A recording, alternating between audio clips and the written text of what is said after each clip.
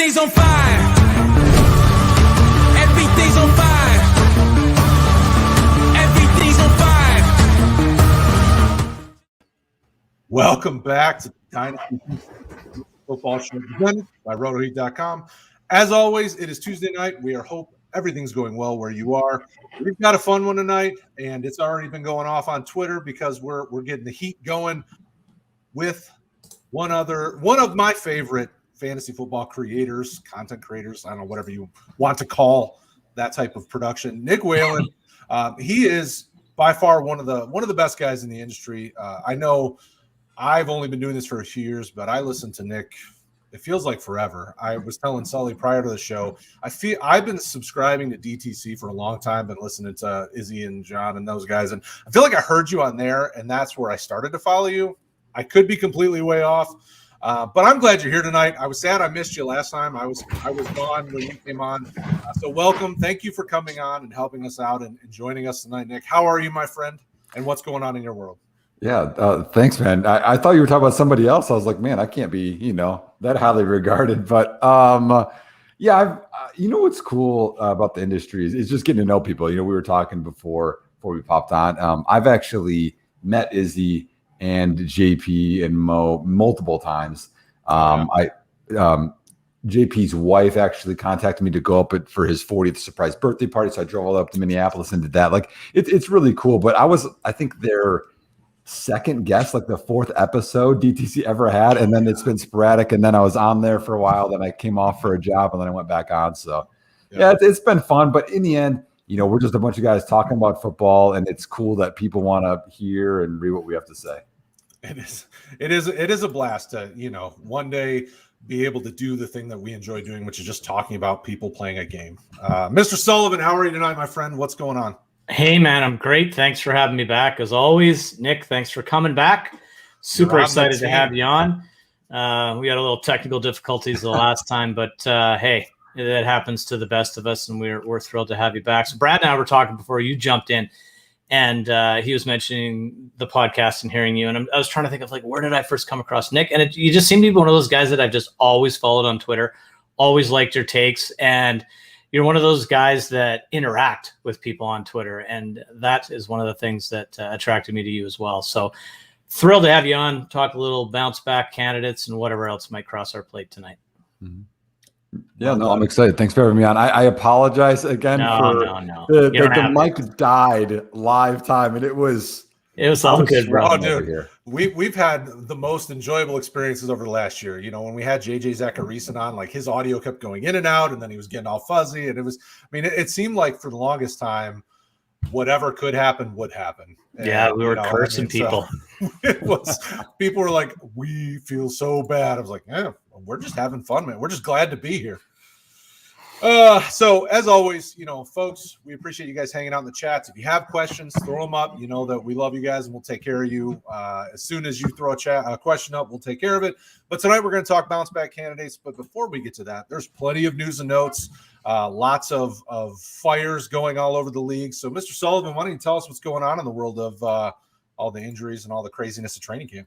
So there's a ton going on, right? 2.5 weeks ago, there was nothing. And all of a sudden it's just bam, it's everything. So seems like a ton of guys got banged up today. Matthew Stafford, Kenny Golladay, Najee Harris, all getting looked at. But before I get into my news and notes, I'm going to go totally off script. And I should have put this into my news and notes and I wasn't thinking is, Nick, I want to know what you think about the whole Aaron Rodgers coming back, contract restructured, what you see for this year out of Green Bay and maybe going forward. Mm-hmm. Yeah, no, I certainly have had a lot of takes. For those that don't know, I do live in Wisconsin and I'm a Bears fan. So it's been a miserable experience growing up here with two Hall of Fame quarterbacks. But honestly, I see a couple things. One, publicly, Rodgers and, GM, vice president, everyone I think is saying the right things finally publicly.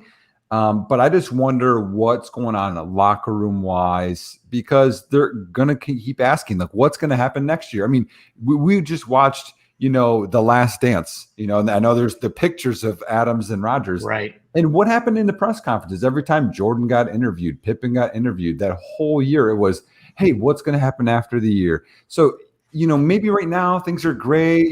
He's back. You can think of sunshine, rainbows, gumdrops, whatever you want to think of.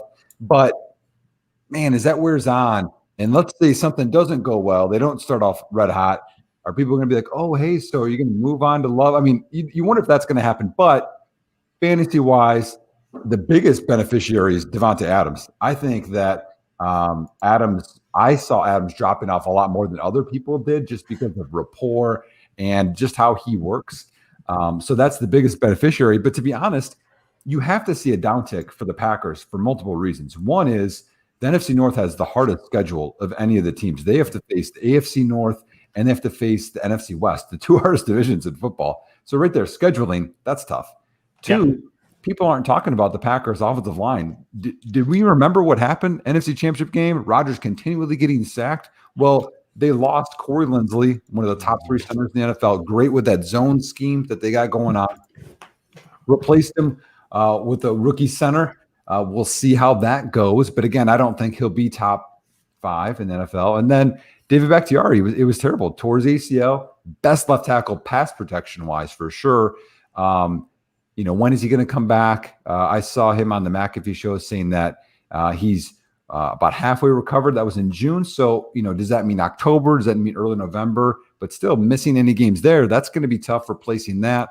PFF has them ranked top 4 offensive line in the last 4 years, if you want to look at a big chunk. That's a really good offensive line.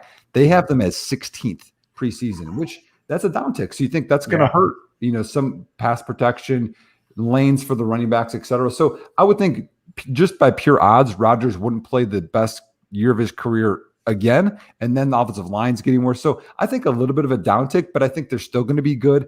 I think you have to think that. I think Tunyon is kind of a buy. I know people don't like it because he's touchdown dependent, but I'm sorry, I don't believe in Randall Cobb. He's had more than 700 yards one time in the last 5 years. I mean, what are we talking about? Like, that's not who you're investing in. So I think that helps out Aaron Jones in the passing game, et cetera. So as a Bears fan, I think it's sad.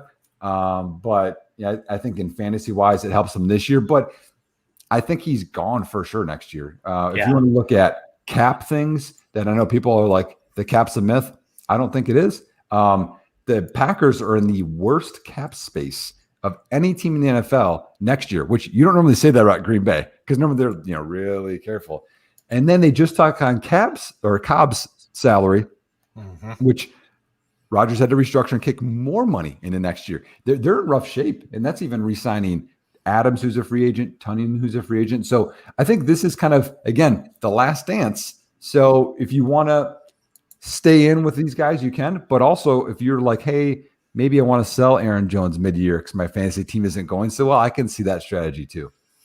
Well, and let's keep it real. Randall Cobb was brought back to make Aaron Rodgers happy. Like, he said it countless times that he didn't like how they disrespected a lot of these former guys. So it doesn't surprise me in the least that they gave him a bone. I mean, Amari Rodgers is a better version and should be able to beat out Randall Cobb for playing time, I would think, throughout the season, because he's just a better all-around player than where Cobb is currently in his career. I just don't see how Cobb is anything more than just keeping Aaron happy. Okay, I'm staying off script because this is way too much fun for me. Justin Fields is getting a lot of positive reports. So you talked about the team you don't like. Talk about the team you like. Okay, well, I mean, just that news in Bears camp, and I can talk overall Bears camp. Fields has looked good. He's got ability that we haven't had at quarterback since, and I'll say this, and people don't like him, Jay Cutler. Jay Cutler had a great arm, so you'd have some great throws in camp. But I think the first thing to talk about is Andy Dalton. People aren't talking about Andy Dalton is having a great camp. He is showing plays and performances in camp that we haven't seen for a while. So at a minimum, the Bears' offensive, weapons and everything, efficiency is going to be an uptick because Dalton's better than Trubisky, Foles, Mike Glennon. I mean, like forever, So that's good. And then Fields, he's showing the athletic ability. He can run. He's got these cross-body throws. And the thing that's different with him, and if you watched him in college, is he's not afraid to attack down the field, but he's aggressive when he takes his shots and he can fit it into windows. And he's been doing that, which is cool. For the life of me, have been preaching this. Cole Kmet and Darnell Mooney are buys for sure. I think they're going to see an uptick from quarterback play, but also Allen Robinson's a free agent after the year. If he leaves, don't think he will. Who else? They don't have a first round pick. So you got to think, man, those guys could get a big jump in value. Yeah. A couple of concerns. One is COVID just kind of hit a little bit. We got a couple guys there, but the other one is Tevin Jenkins, who I wanted them to take at 20. They got him in the second round. Lucky me. He has been out with a back injury, and that's their left tackle right now. So he's not practiced as a rookie, and he needs those reps. So that's something to just monitor. Hopefully it doesn't linger. Cool. Well, I might as well roll out the script now since we had those two great analysis. So Carson Wentz. We're not going to talk about the rest of the NFC North. You're going to leave our teams hanging. Well, what do you want to talk about Detroit? What do you got? Tell me about Detroit's camp. It's going great. No kneecaps have been bitten off. Everybody's surviving. Actually, and to be quite honest, I'm pleasantly surprised with what they're doing to make sure that Jared Goff can be successful in this offense. From what I've watched and seen so far, they've been focusing on the play action and allowing him to do what he does best. He's taken a few big shots. And the thing that I like about what Jared's doing here that I never saw in LA is that he's getting these guys' faces. I've at least on 3 occasions seen him tell Terrell Williams, if you can't see me, I can't see you. Turn around.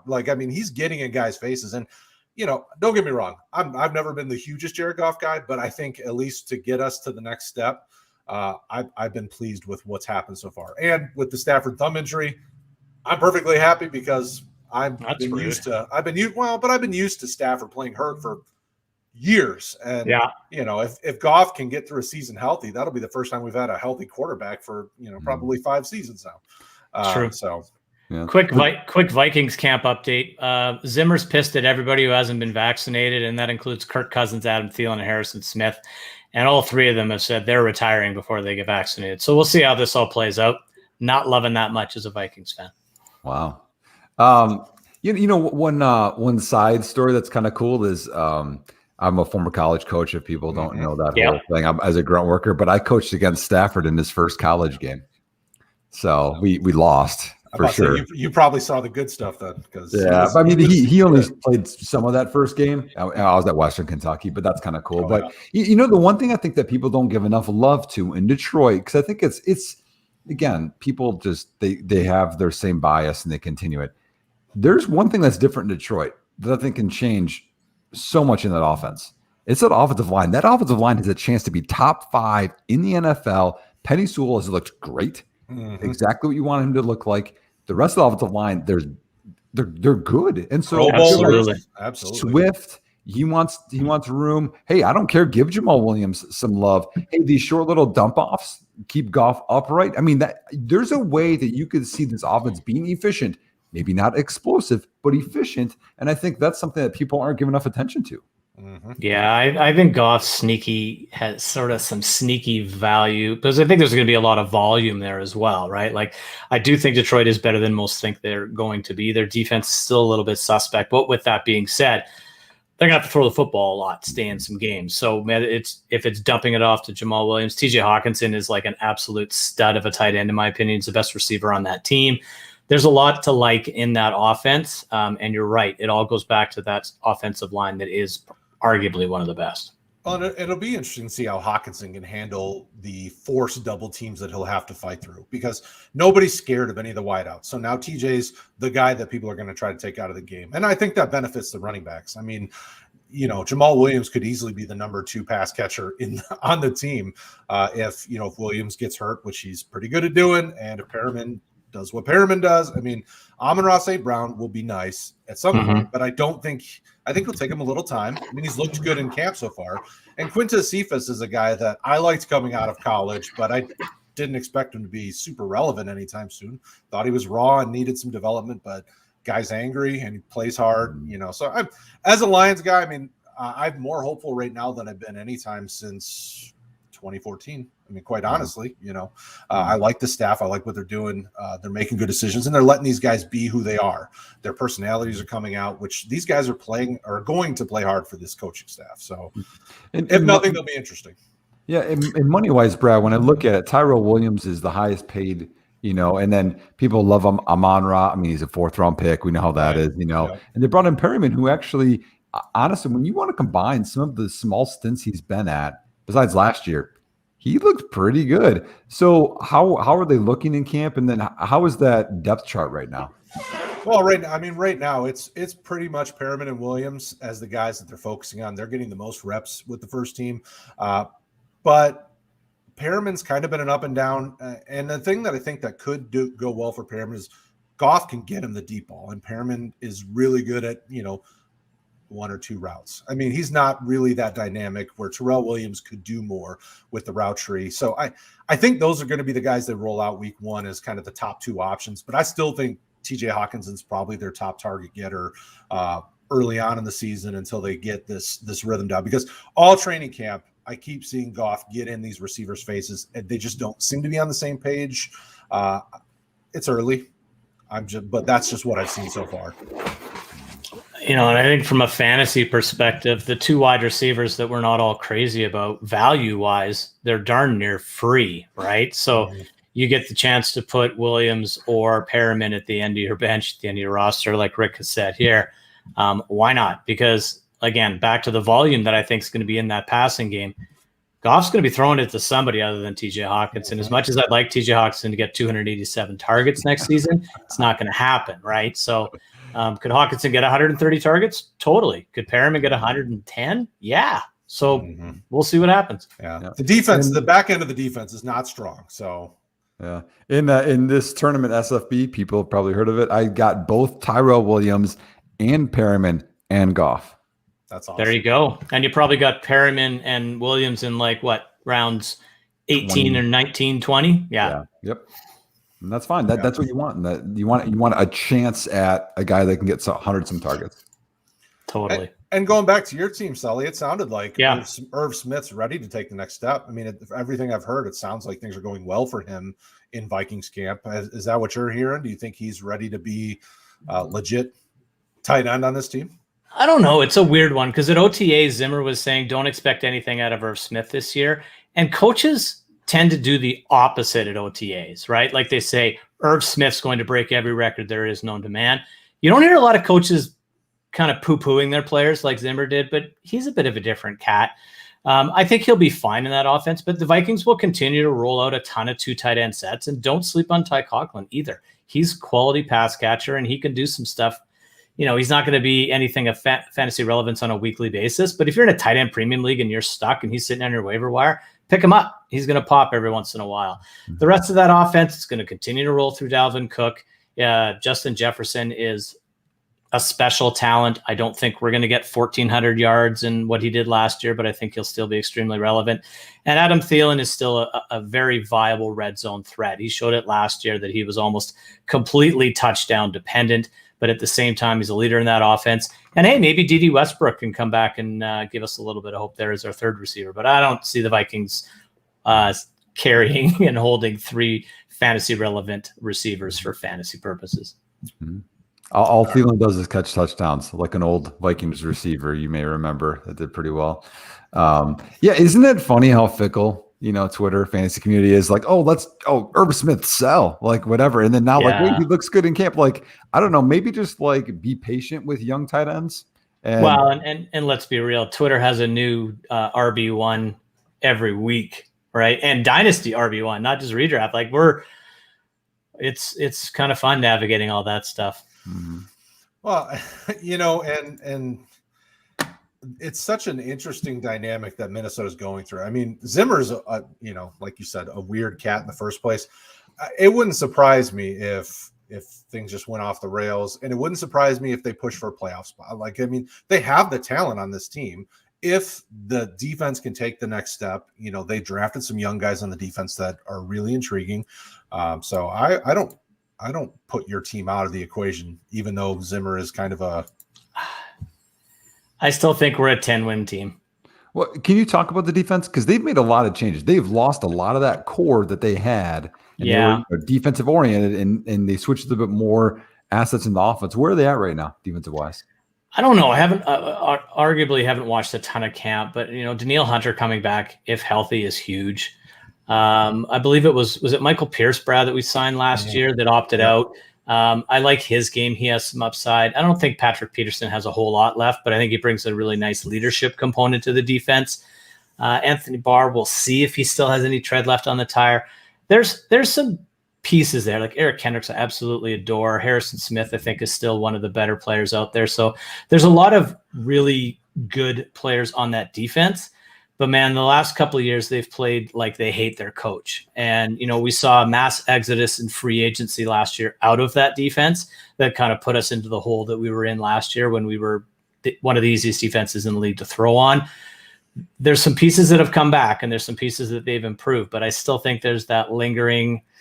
I think Zimmer's story has gotten really old, and I think it's time to turn the page, but we're not going to do that if we keep winning 7 and 8 and 9 games a year.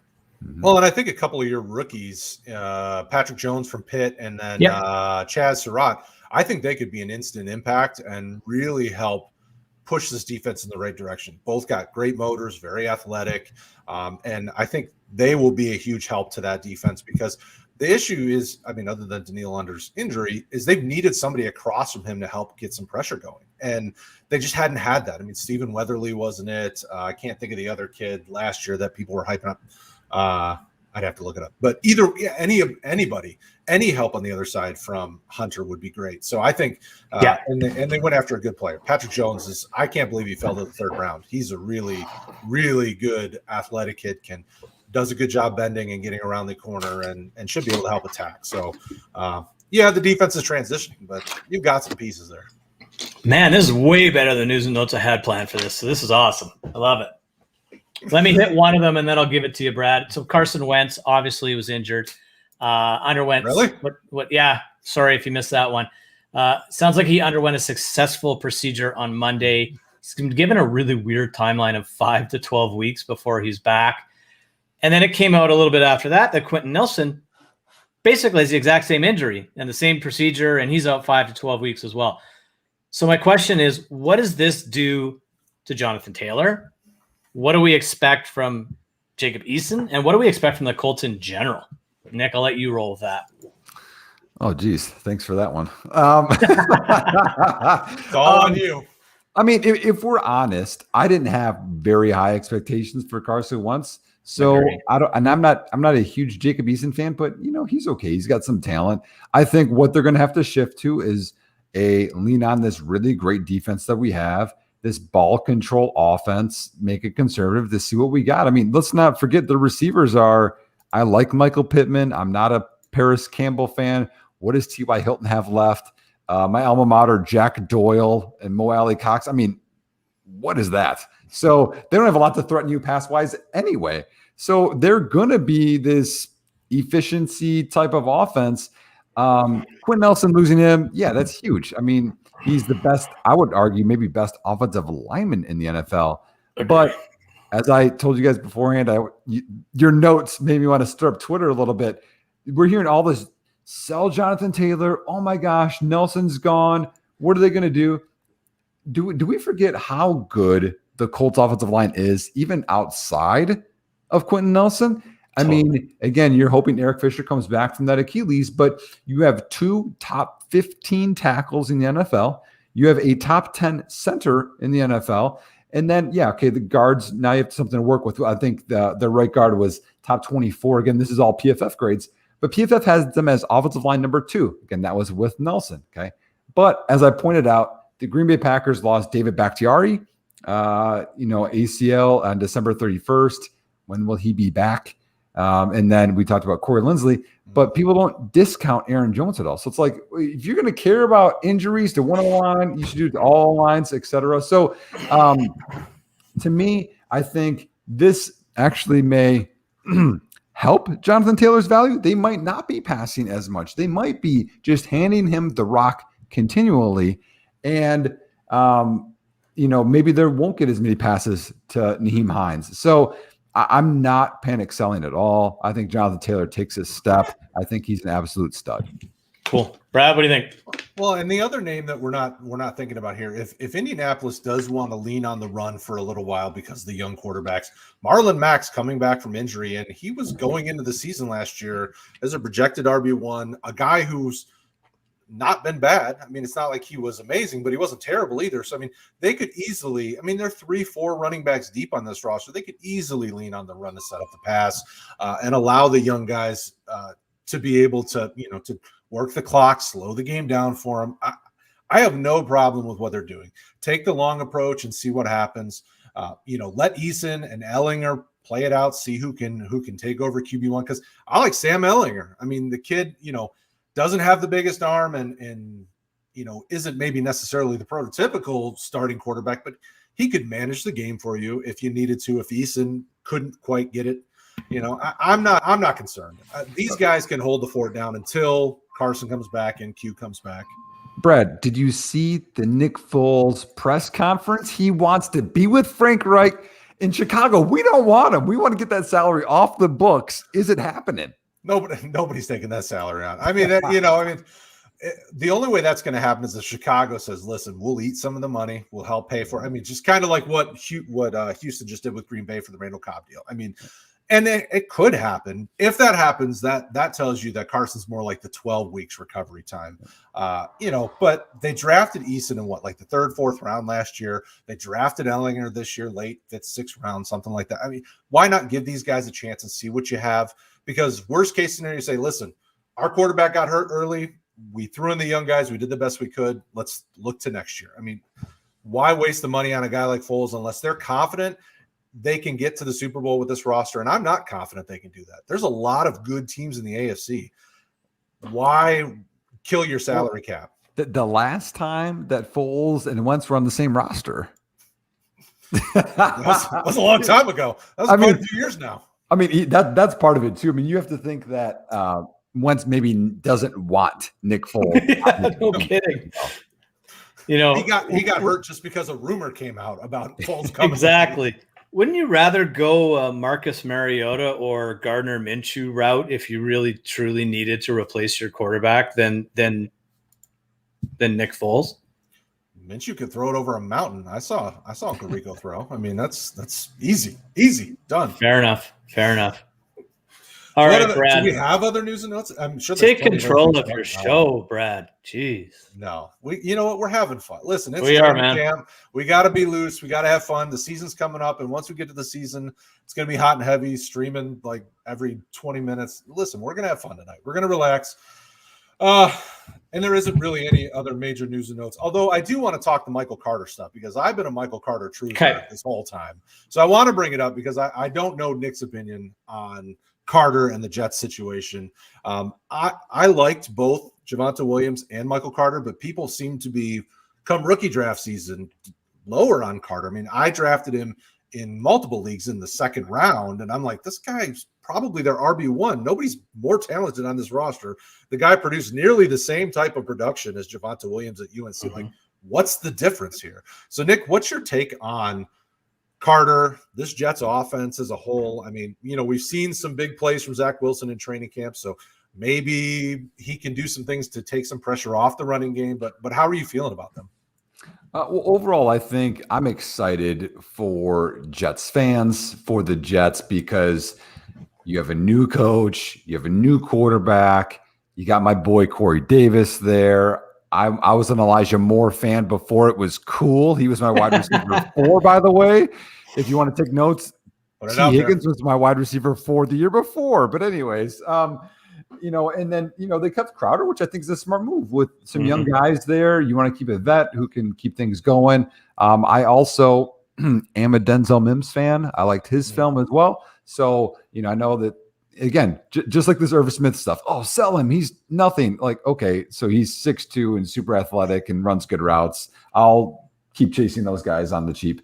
But I'm excited overall for the Jets. I think Zach Wilson is very confident, which is good. He's going to make mistakes like all rookie quarterbacks do, even regardless of what you hear about Trey Lance. Apparently, he walks on water and there's a Hall of Famer, because that's the only outcomes there can be. But Michael Carter, yeah. What's interesting is I think people fell in love with Javonte Williams. And they're like, oh, but then there's this Michael Carter guy. But like they did the same stuff at UNC. I was a little afraid that they did a lot of the same schemes, and they were very, very big rushing lanes in terms of they had like these sweeps with linemen in front and some lanes. But I think Carter's a smart runner. He has good vision. The issue is size and speed. He's quicker than fast, which is what I'd want. He kind of reminds me of Devonta Freeman, for being honest, which I think is fine. But I don't know that he's a more than 2-year starter in the NFL, which I think is part of it. So if you want him right now, yeah, you get him, feed him, and then trade him off and get some value. If I'm getting someone in that backfield, I'm going to get the cheapest options because I think Carter will cost a little bit more right now, especially because he's going with the ones. I'd get Michael Pirine. I like the Michael Pirine at Florida. He was a 4th-round pick as well. He can catch. He can run. Is he flashy? No. But again, you want to get a guy that can get you a little value, and he comes free probably off the waiver wire. Well, he's got the size too. I mean, he can handle a little bit of that. What is he, like 220-ish or something? Yep. So, but I mean, I don't mind the Carter love if you have him right now on the cheap. Yeah. I would not pay for him other than in a draft pick, and I got him in a couple spots in the early 2nd round, and I was perfectly happy with that. This backfield, I mean, again, rookie quarterback, you want to help get him comfortable. You lean on a running game, and they've got Tevin Coleman, who, if he's healthy, he's talented. He's never healthy. So they've got, you're leaning on Pirine and Carter. I mean, Ty Johnson is nothing to worry about. But yeah, I mean, and think about what they've done to this offensive line in the last few years. I mean, the left side of the line is 1st-round picks, and they're good 1st-round picks. Mekhi Becton is a monster, an athletic marvel. Elijah Vera Tucker's very similar. I mean, as a rookie this year, so from the center on, I mean, it's talented left side, and they're really building something there. But just like Detroit, what they're doing right now, people are like, oh, but it's the Jets. Like, they're not thinking about what they've invested in, Yeah. And even I know it's my boy, but Corey Davis has the size, has the athletic ability, the route running. He was dinged up, and he had Mariota. I mean, I think he's got a chance to be a high-end wide receiver too, and that's good value. Elijah Moore, that's rocket's been taken off. But, I don't believe in Chris Herndon. So that gives you more targets for Carter or anyone in the backfield or receivers. So you have to think of the big picture, like, where am I going to get some values? And there are values in the Jets offense right now. Yeah, I have no concern about any of those tight ends taking targets from a wide receiver. I mean, no. You could have 4 wideouts and 2 running backs on the field over those tight ends. So, absolutely. All right, so let's get to the point of the show. We're 33 minutes in. We'll throw a few bounce backs in there. So, it's going to be interesting because 2020 was a monster of a year. We're going to talk about some guys that we're considering bounce backs. But in my mind, it may not even be a guy who really ever made it to the. So it could be kind of a breakout bounce back situation. Because as I was prepping for the show, I'm like, some of these guys aren't really bounce backs. But Mr. Sullivan, seeing as Nick and I have been bamboozling you out of time to chit chat, I want to hear from you. Who is your first bounce back? And defend yourself. All right. Well, my first bounce back is, where do I go first? Let's go to the Rams, and I will go with their tight end, Tyler Higbee. I think that the departure of Gerald Everett helps a lot. I think that the Rams run more of a traditional 3-wide, 1 tight end versus the 2 tight end sets they ran heavily for the last year and a half. I think Matthew Stafford gets over this thumb injury and is going to be a huge uptick for everyone else. And I just see Higbee being more like 2019 Tyler Higbee than he has been in 2020. So no Jacob Harris season for you then. Hey, you know what? He might be something that you want to stash at the end of your dynasty bench and has some relevance a little bit later on, but I don't see it as too much. And the one thing that Higbee did do well last year, the only stat that he improved upon last year over the year before was touchdowns. He scored 5. In his big breakout year, he scored 3. So he's a relevant red zone threat as well. And that's where Matthew Stafford, I can see really targeting him and utilizing him and his size and his ability to go up and catch that football. So I think Tyler Higbee has all the things going for him this year and bounces back into about a tight end 9-10 finish. What's hilarious is we didn't talk beforehand. We did not. Guys. I wrote 3 guys down, and I have the most notes on Tyler Higbee. That was my one. Good. So now make whatever I was trying to say sound good. Go for it. No, you have it. I mean, I think if you want to think overall, Gerald Everett was there, and they basically split targets and numbers last year. He's gone. Cam Akers is gone. I'm a Darrell Henderson fan. I'm one of the few, even though he's the most efficient college running back ever. By the way, just going to throw that out there. Stafford is an upgrade over Goff, and they've invested in wide receiver, but I'm sorry, Tutu Atwell, Deshaun Jackson, they're not going to get a ton of targets. It's to stretch defenses and to make them guard something they can't. So, and I like Van Jefferson too, but Higbee's going to get some love. And people but that's how it is. It's what have you done for me lately? They forget about Higbee, but now he actually could be in that range you're saying. But what's he going to cost? That's the biggest thing in this. He's going to be so cheap to acquire. Like, oh, Higbee, and then you get him for almost nothing. And he's probably going to be your tight end 2 coming into the season, but he could be a tight end 1 some weeks or for your whole season. I think so. Well, and think about it. If they split, I think they had somewhere like 120 targets to the tight end last year. Even if Higbee gets somewhere in the 80 to 100 range, which seems fair, and that puts him inside the top, I think 5 to 7 tight ends. If you look at last year's production, he puts him in at least it gives him the opportunity. He's actually got to catch the ball and do something with it, but he's got the opportunity, and we've seen that he can do it. So why don't we think he will do it? I mean, I agree with you guys. I have no issue with that. I think Higbee's a better buy than Gerald Everett, although people seem super hyped about Gerald Everett. But I mean, in Seattle's offense, I'm like, how does that even make any sense? I mean, full disclosure, I like Gerald Everett a lot as well. I don't have a problem if you like him, but I don't see him as a more surefire tight end 1 than Higbee. Oh, no. Seattle's offense, I mean, we've heard Carroll say he wants to get back to running the ball. They have 500 running backs. They could do that if they wanted to. What makes you think Gerald Everett's going to get, 80 to 100 targets in this offense? I don't think he gets Tyler Lockett, Eskridge, all these other guys, I think, not to take this totally in a different direction, but I think Seattle's going to throw the ball a hell of a lot more than people think they are.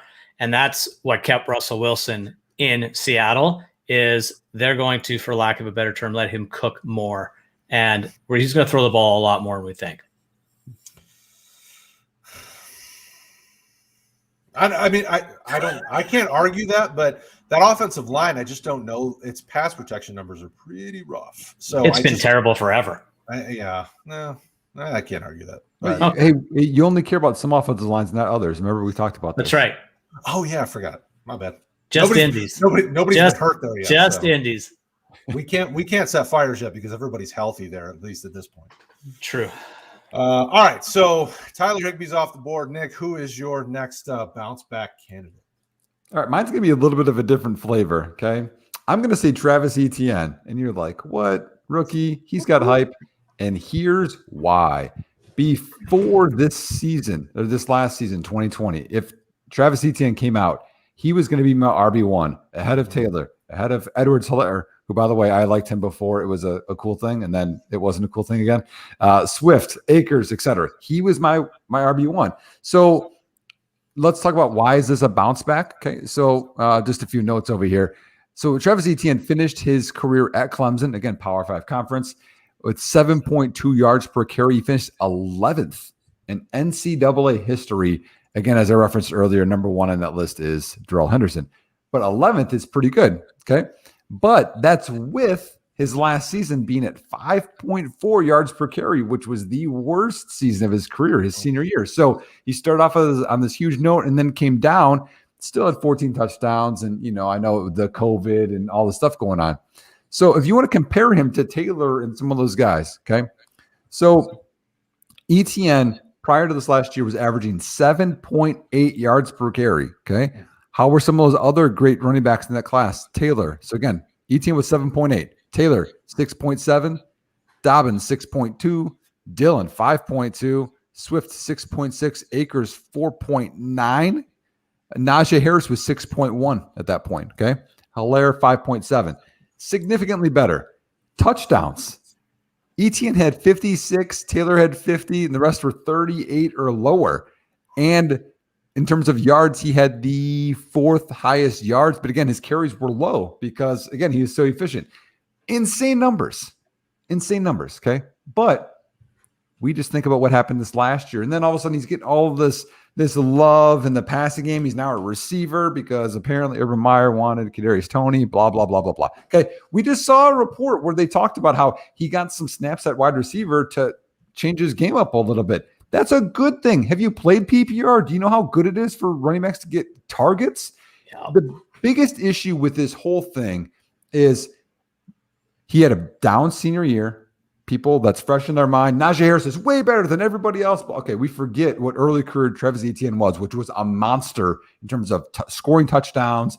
He's a tough runner for his size, his speed, can catch, etc.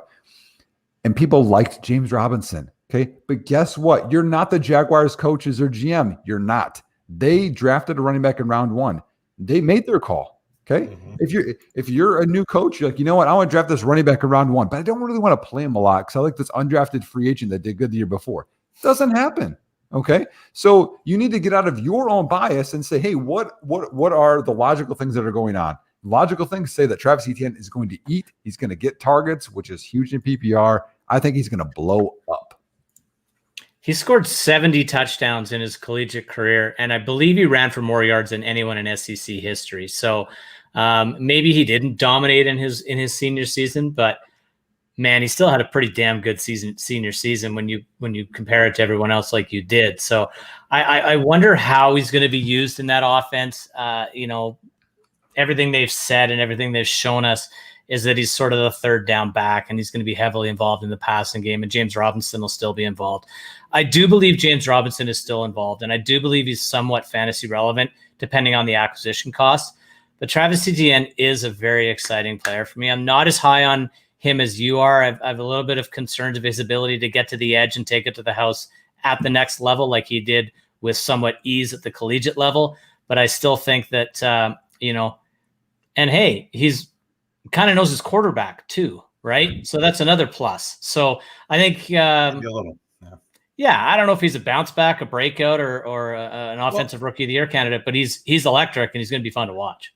Well, and I want to throw out another idea. Everybody's on the Laviska bandwagon, like he's going to be the wide receiver one, going to kind of lead things. Think about how Urban Meyer's offense tends to run, at least what we know collegiately speaking. What if Etienne is the Curtis Samuel of this offense? Paris Campbell. Or Paris Campbell. Percy Harvin. He always has that type of a guy. The guy that he manufactures touches for, gets him out in space, lets him take to the house. Like Laviska could do that. Etienne could do it better.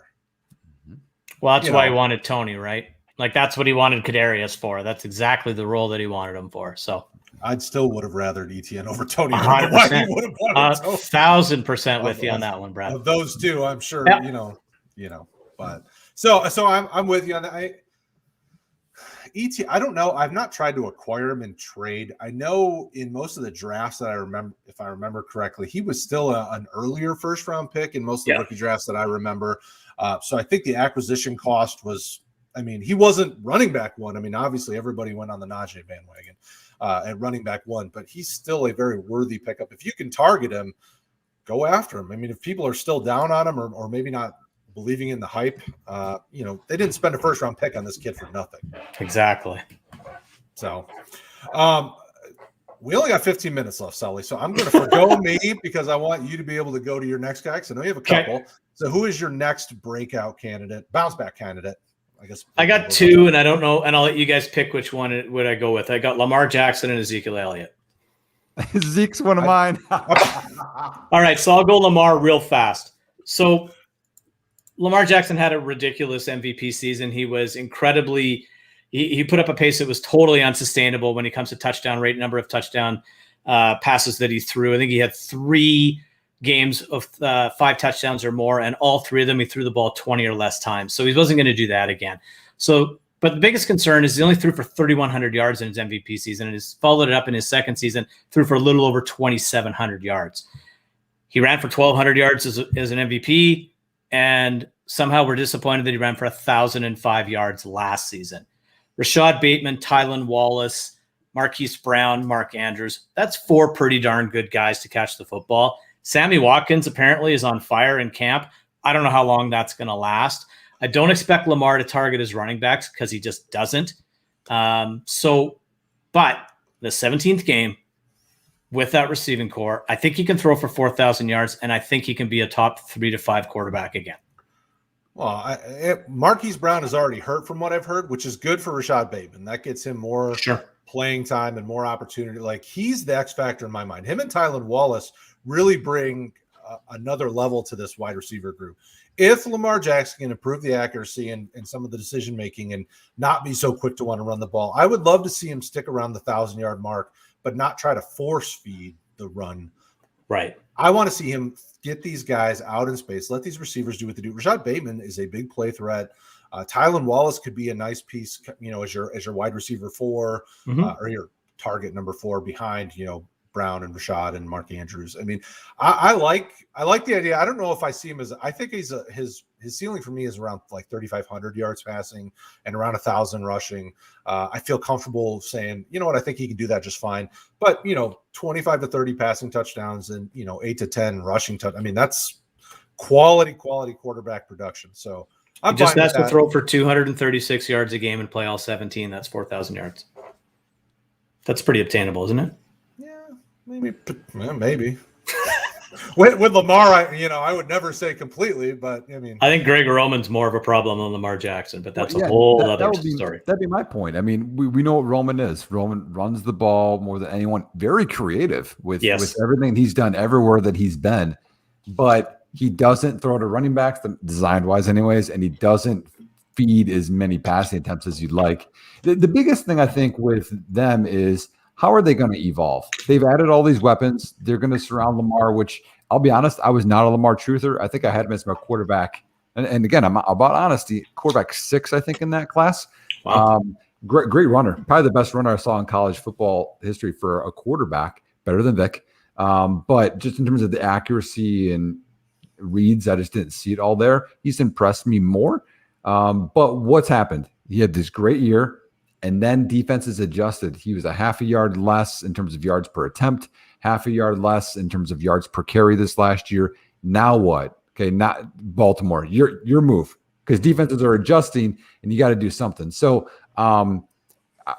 again, I always root for everybody. I'm not rooting against anybody. I think 4,000 is a little bit too much for me. Unless they change their offense, unless they're not going to go Gus Bus, Dobbins, Lamar could get less carries. It could be one of those where he evolves more into this passer than a rusher, which could happen too at some point.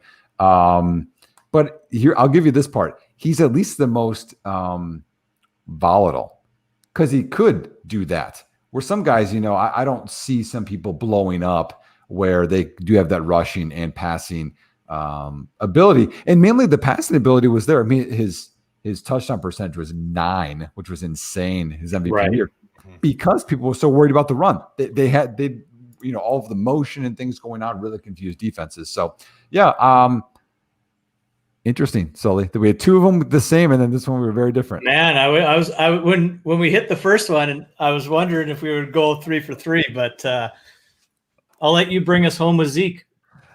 Yeah, Zeke's easy for me. I mean, Zeke is, I don't think he's fallen off or he's not the same player. I mean, does he have the same explosiveness as his rookie year? Probably not. But again, he doesn't need that. Again, that's not what a running back is, everybody. Being a running back is getting that 4 to 6 yards, sometimes tough, and you get it consistently over time. Then you'll pop a 20-yard run, but you keep doing that. That's what being a running back is. It's not the pretty job. It's the dirty job.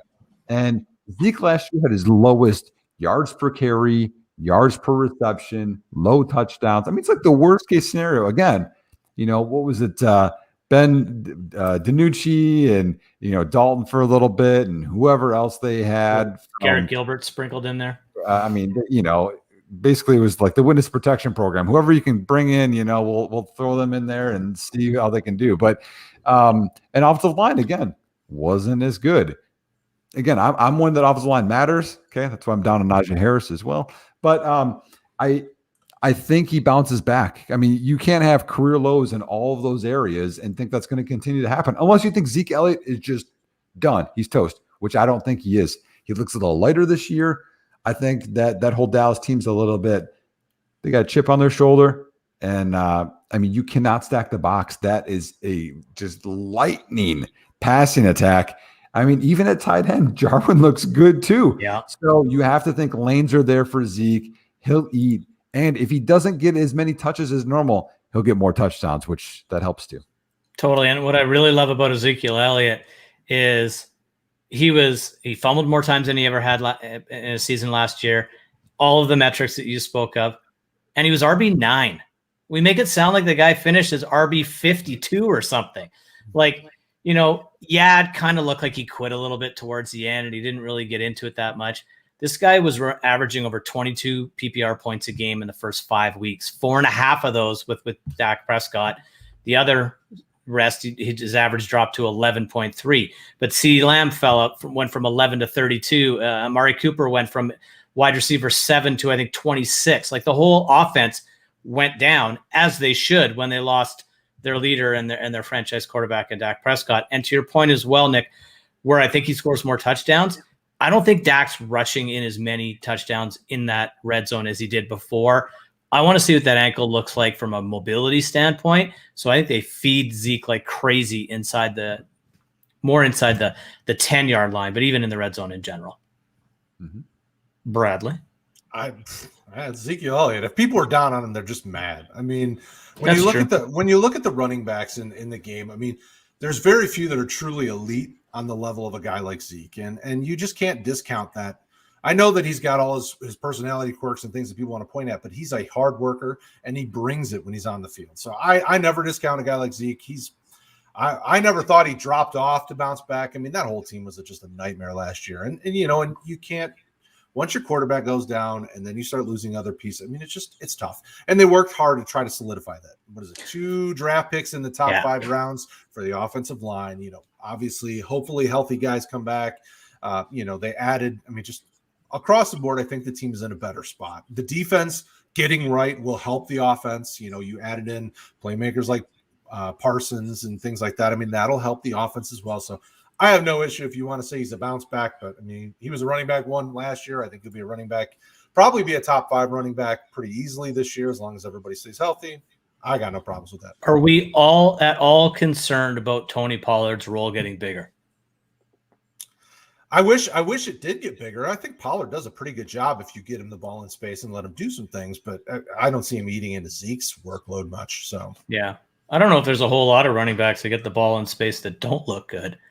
Well, we could probably go down a list. I'm sure we can. Well, if you want. How many lines? What's your depth chart look like again? I keep forgetting. Dude, our depth chart's studly. Jamar Jefferson is our RB3 behind Jamal Williams and DeAndre.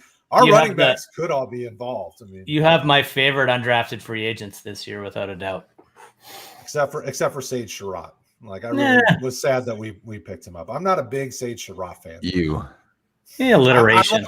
I like his brother better. His brother is a harder worker and more athletic. Yeah.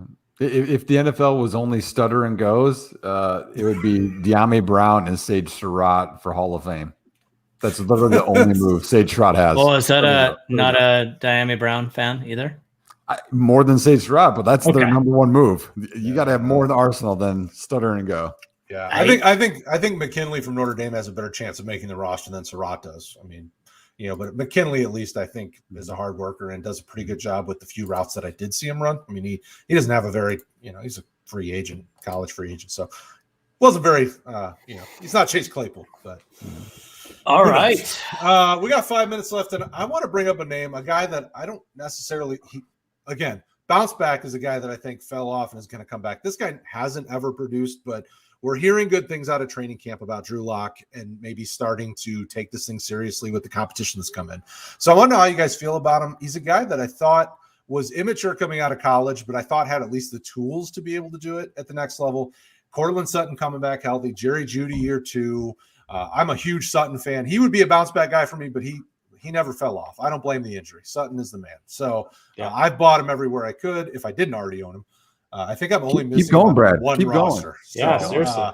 But I want to hear about how you guys feel about Drew Lock. I think with this offense, the way it's built, the offensive line, the running game, the defense looks better. They've added some pieces. I think Drew Lock could definitely make a name for himself this year.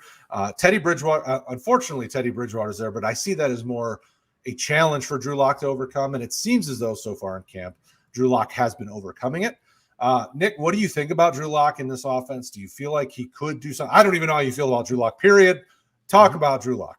Mm-hmm. Well, again, for people that don't know me, I used to do the Devy Report every year for a long time. And so, Drew Lock had a elite season as a junior and then had a fall off year, and then it kind of fell apart. I would be remiss if I didn't talk about his rapping capabilities on the sideline, which is my favorite part of Drew Lock. But again, big arm, and he's a young quarterback. Can we get over the notion that every quarterback has to hit right away, and if they don't, then they're a bust? I mean, they develop over time. There's a lot of processing that goes on, which I think is the biggest downfall of Lock, is he needs to process more quickly, make better decisions, but he always has had the arm. But that team, I mean, you talked about that, Brett. That team has a huge chance of just blowing up. I mean, they are more talented, okay, overall than Kansas City. Kansas City has the quarterback. 100%. Yeah, I mean, defense-wise, I mean, when you had Corey Fuller,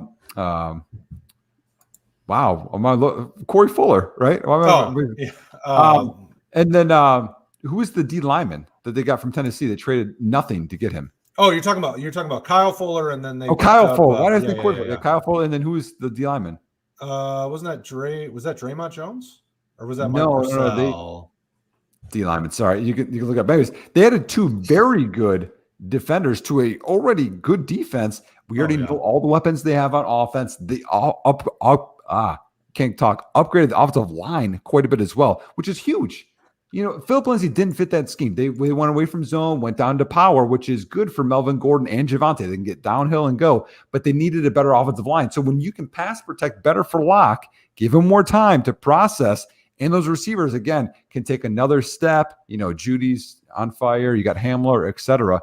I think that team, they could be one of the best in the AFC that we're not even talking about, and it's only quarterback holding them back. So could he? Yes. If he does, you're talking about a low-end QB1 that you could get on the cheap right now. Well, and I wonder how much of it is Pat Shurmur. I mean, everyone's thought about Pat Shurmur as this big mind, but who has he developed? I mean, he's with the Giants at the end of Eli's time. Didn't do anything there. Minnesota, Philadelphia. I mean, what quarterback has he really taken and truly developed?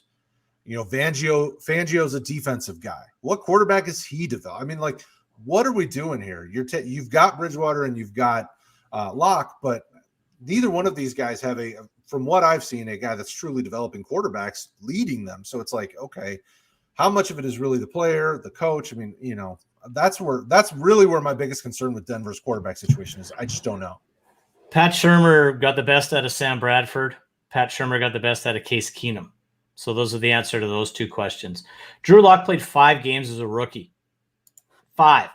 And he played pretty good. He was at a pace of about 3,100 yards, I think it was about 26 touchdowns and about 10 picks. So nothing great, but decent. Then he rolls into his second season. He's got no offseason program. He's got no preseason. He's got a new offensive coordinator. He's got a new wide receiver. His stud of a wide receiver misses week 1. Everybody thinks he tore his ACL in week 1. He didn't. He had a leg injury or a hamstring injury that kept him out of week 1. Came back in week 2, tore his ACL. So now he's standing there with Jerry Jeudy, a raw rookie, and KJ Hamler, and an aging backfield. So I like Drew Lock a ton. He also endured that COVID spill last year. He played the last, I think, weeks 13 through 17 at about QB 17 last year. So again, nothing electric, but Cortland Sutton coming back, Jerry Jeudy, a season under his belt, even KJ Hamler, Melvin Gordon, Javonte Williams. This is the offense we're all excited about and all the pieces, right? Cortland Sutton's a wide receiver too. Jeudy could be a wide receiver too. Javonte Williams is an RB1. Melvin Gordon still has a little bit of tire left on the tread. Well, someone's got to make that engine run, and that is not Teddy Bridgewater. I'm sorry. I have seen way too much of Teddy Bridgewater. I love Teddy Bridgewater forever. Well, and didn't Teddy only have 7 or 8 yards per attempt last year? I mean, it was Teddy played all year and threw 15 touchdown passes last season, right? Yes, he's going to limit the mistakes and he's going to do all those other things. So if Fangio really wants to leverage his defense and just grind out football games, maybe Teddy does get the start. But how long is Cortland Sutton happy with that? How long is Jerry Jeudy happy with that? Squeaky wheels get grease. Drew Lock has that arm that Nick pointed out earlier. He threw a ton of picks because he's got balls of steel and just fires it downfield into tight windows.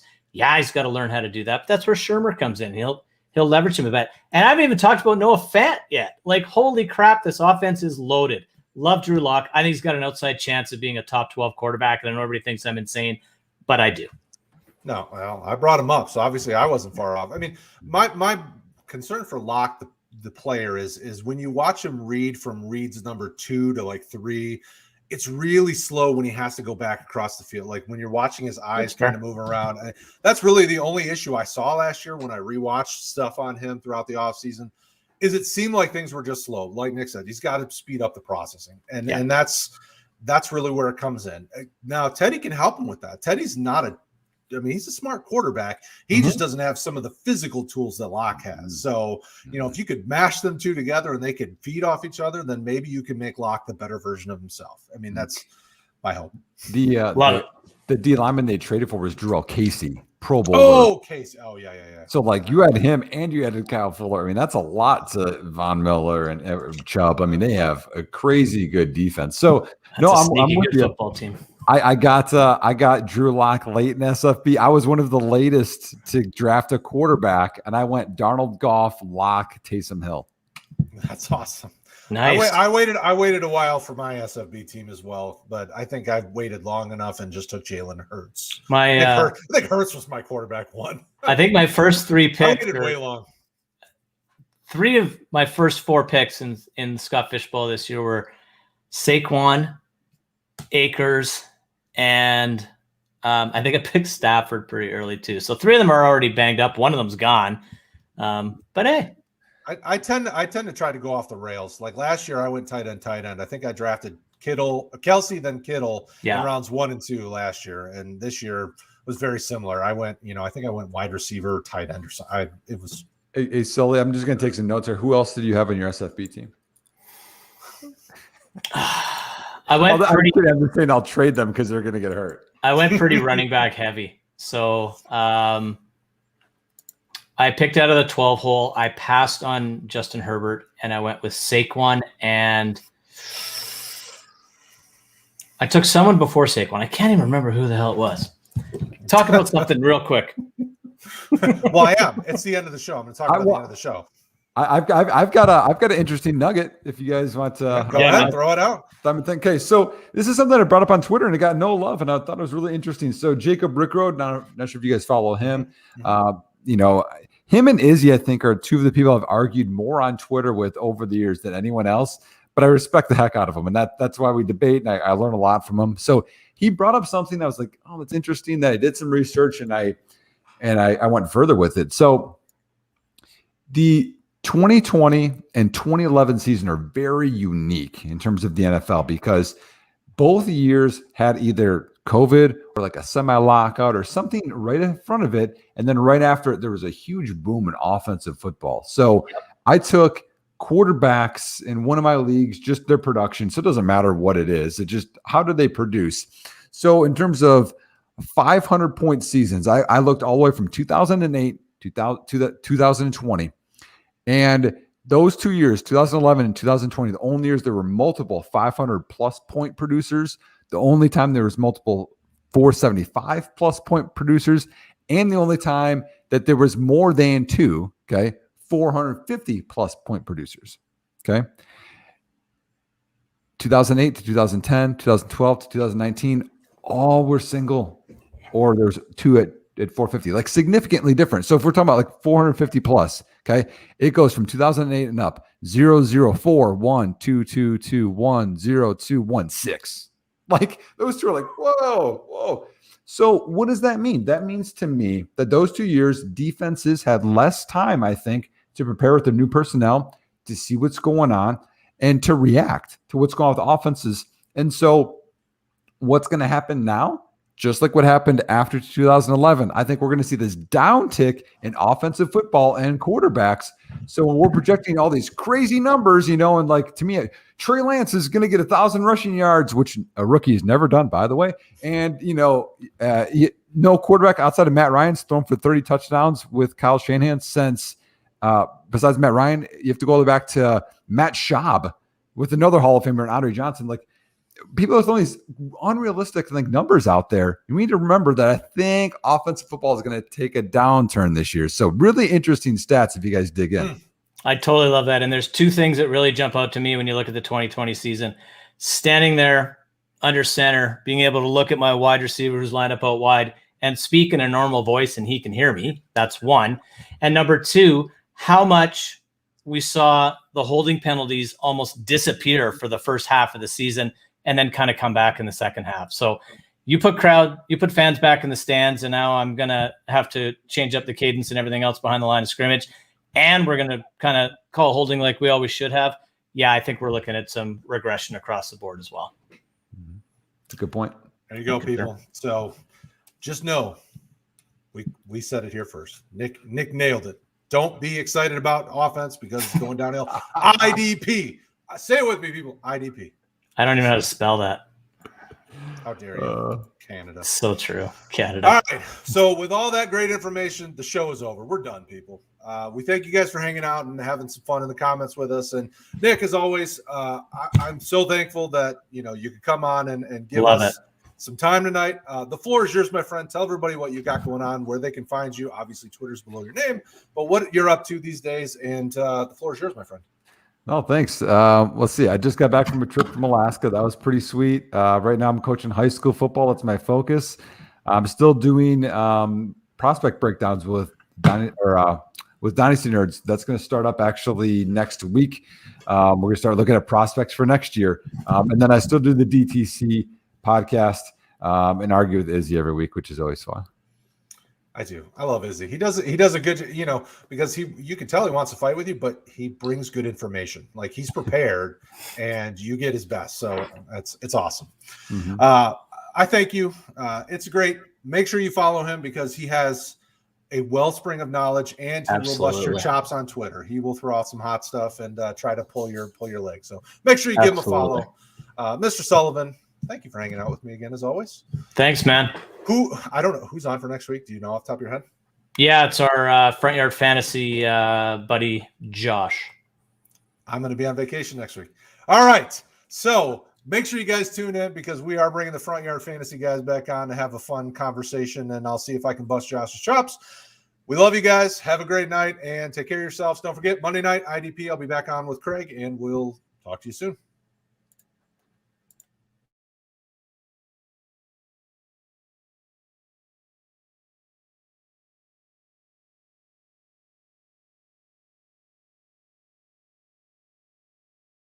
Also, right there, playlist. Hit it. Watch the videos. Do it.